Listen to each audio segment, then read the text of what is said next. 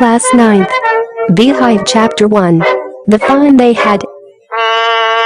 The story we shall read is set in the future, when books and schools as we now know them will perhaps not exist. How will children study then? Margie even wrote about it that night in her diary. On the page headed 17 May 2157, she wrote, "Today Tommy found a real book. It was a very old book. Margie's grandfather once said that, when he was a little boy, his grandfather told him that there was a time when all stories were printed on paper. They turned the pages, which were yellow and crinkly, and it was awfully funny to read words that stood still instead of moving the way they were supposed to, on a screen, you know. And then when they turned back to the page before, it had the same words on it that it had had when they read it the first time." "Gee," said Tommy, "what a waste. When you're through with the book, you just throw it away, I guess. Our television screen must have had 1,000,000 books on it, and it's good for plenty more. I wouldn't throw it away." "Same with mine," said Margie. She was 11 and hadn't seen as many tale books as Tommy had. He was 13. She said, "Where did you find it?"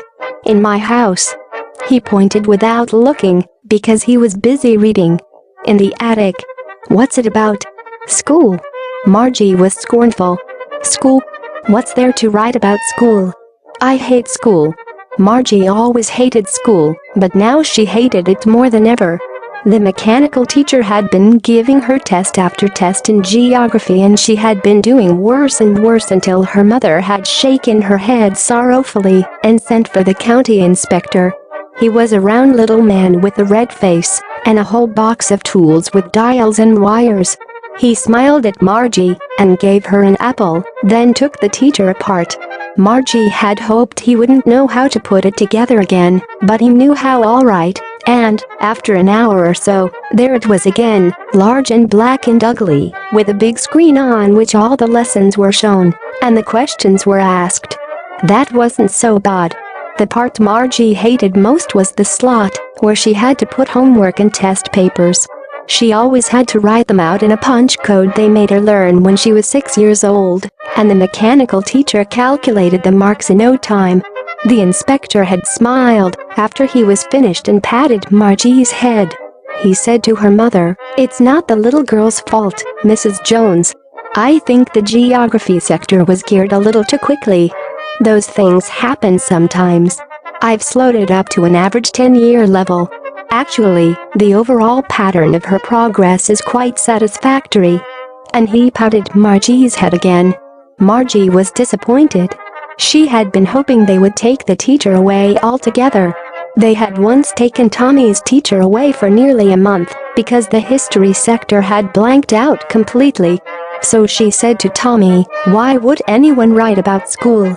Tommy looked at her with very superior eyes. "Because it's not our kind of school, stupid. This is the old kind of school that they had hundreds and hundreds of years ago." He added loftily, pronouncing the word carefully, "centuries ago." Margie was hurt. "Well, I don't know what kind of school they had all that time ago." She read the book over his shoulder for a while, then said, "Anyway, they had a teacher. Sure, they had a teacher, but it wasn't a regular teacher. It was a man." "A man? How could a man be a teacher?" "Well, he just told the boys and girls things, and gave them homework, and asked them questions. A man isn't smart enough." "Sure he is. My father knows as much as my teacher. He knows almost as much, I betcha." Margie wasn't prepared to dispute that. She said, "I wouldn't want a strange man in my house to teach me." Tommy screamed with laughter. "You don't know much, Margie. The teachers didn't live in the house. They had a special building, and all the kids went there. And all the kids learned the same thing. Sure, if they were the same age. But my mother says a teacher has to be adjusted to fit the mind of each boy and girl it teaches, and that each kid has to be taught differently. Just the same, they didn't do it that way then. If you don't like it, you don't have to read the book." "I didn't say I didn't like it," Margie said quickly. She wanted to read about those funny schools. They weren't even half finished when Margie's mother called, "Margie." "School?" Margie looked up. "Not yet, Mama. "Now," said Mrs. Jones. "And it's probably time for Tommy too." Margie said to Tommy, "Can I read the book some more with you after school?" "Maybe," he said nonchalantly. He walked away whistling, the dusty old book tucked beneath his arm. Margie went into the schoolroom. It was right next to her bedroom, and the mechanical teacher was on and waiting for her. It was always on at the same time every day except Saturday and Sunday, because her mother said little girls learned better if they learned at regular hours. The screen was lit up, and it said, "Today's arithmetic lesson is on the addition of proper fractions. Please insert yesterday's homework in the proper slot." Margie did so with a sigh. She was thinking about the old schools they had when her grandfather's grandfather was a little boy.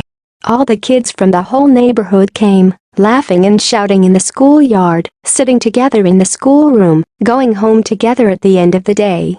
They learned the same things, so they could help one another with the homework and talk about it.